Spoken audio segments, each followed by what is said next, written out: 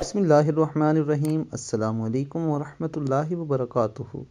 حضرت ابو ہریرہ رضی اللہ تعالیٰ عنہ سے روایت ہے کہ نبی کریم صلی اللہ علیہ وآلہ وسلم نے فرمایا، مسلمان کو جب بھی تھکاوٹ، بیماری، غم، رنج، دکھ اور تکلیف پہنچتی ہے، حتیٰ کہ اسے کانٹا بھی چبھتا ہے، تو اللہ رب العزت اس کی وجہ سے اس کی خطائیں معاف فرما دیتا ہے۔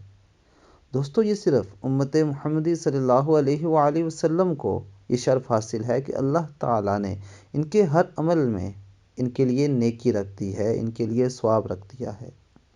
اور دوستو، یہ وہ واحد امت ہے جس کو بخشنے کا، جسے معاف کرنے کے لیے اللہ رب العزت نے چھوٹی چھوٹی شرائط رکھ دی ہیں۔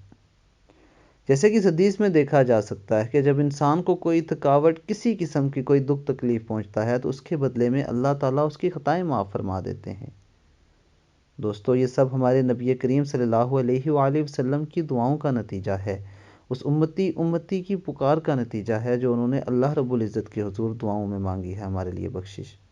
اس لیے دوستو، نبی پاک صلی اللہ علیہ وسلم سے وفا کیجئے کہ محمد سے وفا تو نے تو ہم تیرے ہیں، یہ جہاں چیز ہے کیا، لوح و قلم تیرے ہیں۔